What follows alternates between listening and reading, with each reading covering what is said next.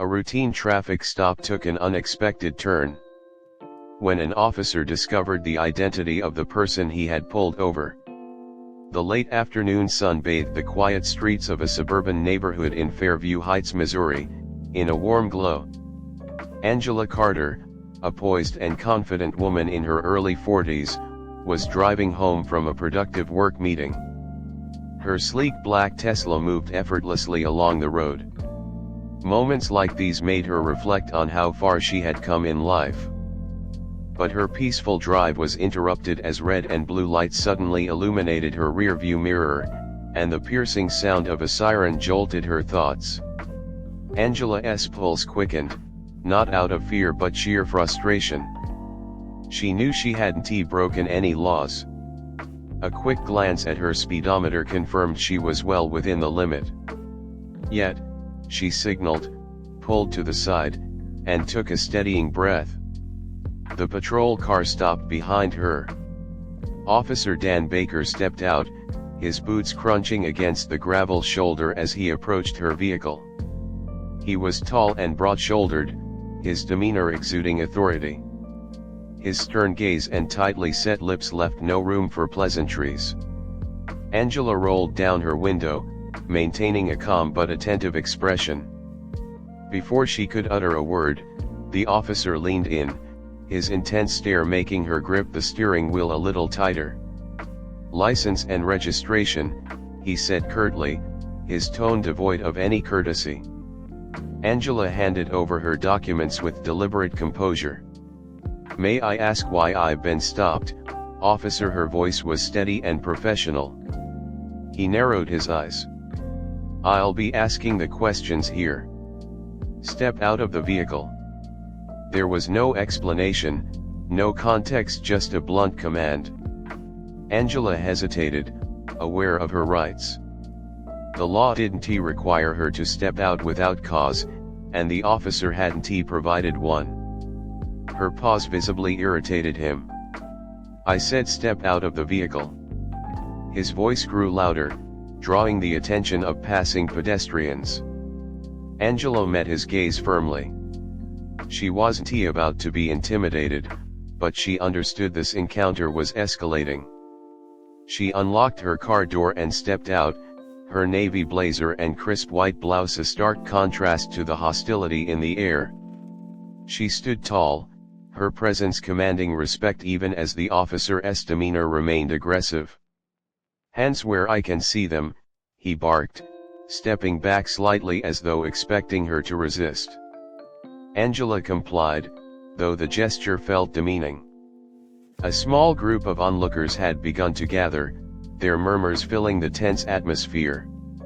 "You're driving an expensive car in an area where we don't see many outsiders," he remarked, the implication hanging heavy in the air. Angela's expression hardened, though her voice remained neutral. "Are you suggesting I don't belong here?" Baker smirked, his tone laced with condescension. "I'm saying it's my job to ensure everything checks out." "Where are you headed, ma'am?" "Home," Angela replied firmly. "I live here." The officer raised an eyebrow, clearly skeptical. "Is that so? Care to prove it?" Before Angela could respond, a voice from the crowd shouted, "Leave her alone. She hasn't done anything wrong." Baker's head snapped toward the crowd. "Mind your own business," he snapped, his irritation evident. Angela seized the moment. "Officer, I've complied fully, yet your behavior remains unprofessional and inappropriate. If there's no valid reason to detain me, I'd like to leave now." Baker's face flushed with anger and embarrassment. He stepped closer, his voice lowering to a menacing growl. "You don't tell me how to do my job." Angela didn't flinch. She held his gaze with quiet strength. "Do you know who I am, Officer Baker?" he sneered. "I don't care who you are." Angela's calm demeanor remained unshaken. "You should. I'm Angela Carter, head of internal affairs for the state of Missouri."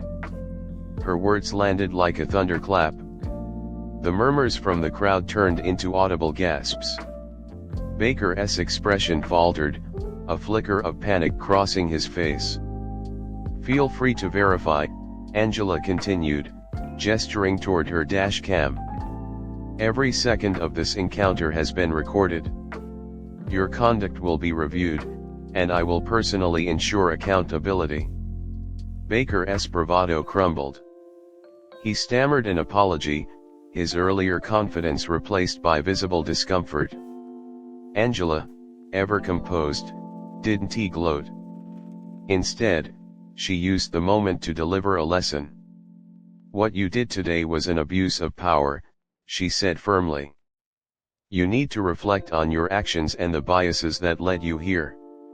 This isn't just about you, it's about the integrity of the system you represent."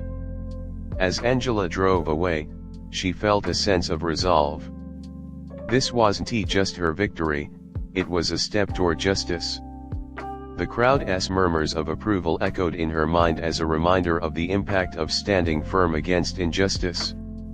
At the precinct, Officer Baker sat alone, replaying her words, a seed of self-awareness taking root.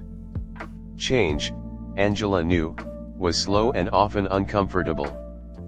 But it always started with accountability. If this story resonates with you, let us keep the conversation going. Share your thoughts, leave a comment, and subscribe for more stories that challenge, inspire, and empower.